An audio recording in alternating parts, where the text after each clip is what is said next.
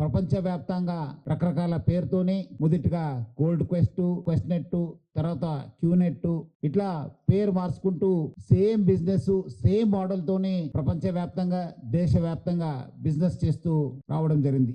ఈ మధ్యలో Hyderabad city police QNet Wiaan direct selling private limited కంపెనీకి చెందిన 35 మందిని అరెస్ట్ చేయడం జరిగింది.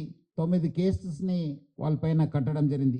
నిఘా పెరగడంతో ఎవరెవరు gold quest, quest net, QNet promoters ఎవరున్నారు, ఇంకా మళ్ళీ మన టైం వచ్చింది, రంగంలో దిగాలే, కొత్త అవతారతో మనము బిజినెస్ చేయాలని చెప్పి వాళ్ళు మళ్ళీ ఒక ఇగ్నైట్ పేరుతోనే ఇండి కనెక్ట్ వెంచర్స్ ప్రైవేట్ లిమిటెడ్ అని చెప్పి ఆర్ఓసి చండీగఢ్లో వాళ్ళ బిజినెస్ని మెల్లగా కొన్ని చోట్ల మీటింగు, కొన్ని చోట్ల జూమ్, కొన్ని చోట్ల వాళ్ళ క్యాండిడేట్స్ని ఆ ఒక్క విక్టిమ్స్ ఎవరెవరు ఉన్నారు వాళ్ళ దగ్గర పంపించి బిజినెస్ చేయడానికి ప్రయత్నం చేయడం జరిగింది. హైదరాబాద్ సిటీలో ఫస్ట్ ఎఫ్ఐఆర్ కావడం జరిగింది, ఎస్ఆర్ నగర్ లో 5th జూన్లో. తర్వాత మళ్ళీ 2 ఎఫ్ఐఆర్ కాచిగూడలో, పంజగుట్టలు కూడా అరెస్ట్ కావడం జరిగింది. ఇట్లా 3 కేసు కావడంతోనే ఇది మళ్ళీ ఏదో ఒక పెద్ద నెట్వర్క్ స్టార్ట్ అయిందని చెప్పి మనము సిసిఎస్ కి ట్రాన్స్ఫర్ చేయడం జరిగింది. కేరళ, వెస్ట్ బెంగాల్, ఢిల్లీ, యూపీలో మనము రేడ్ చేసి పర్సన్స్ ని అరెస్ట్ చేయడం జరిగింది. అతనము ఇంకా మనము వాళ్ళు స్టార్ట్ చేసే ముందే అంతే ఆల్మోస్ట్ 18 days లోనే మనము ఖతం చేయడం జరిగింది.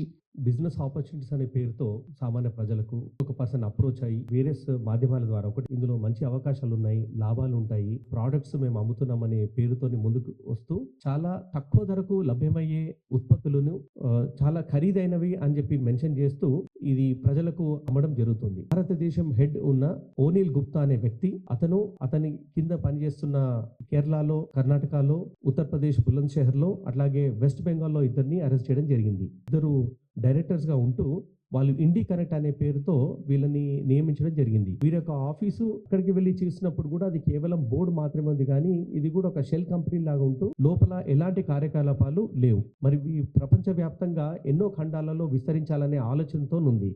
గతంలో జరిగిన క్యూనెట్ మోసాలకు ఇప్పుడు ఉన్న ఇగ్నైట్ కి ప్రధానమైన తేడా ఏంటంటే అది ఆల్రెడీ కొన్ని ఏళ్ల పాటు కొనసాగి కొన్ని వేల కోట్ల రూపాయలు స్కామ్ కి పాల్పడ్డారు. ఇందులో బాధితులు చేరకుండా అలర్ట్ అయ్యి కొంచెం ప్రోయాక్టివ్ మెజర్ గా తీసుకొని ఇన్వాల్వ్ అయిన వ్యక్తులందరినీ అరెస్ట్ చేయడం జరిగింది.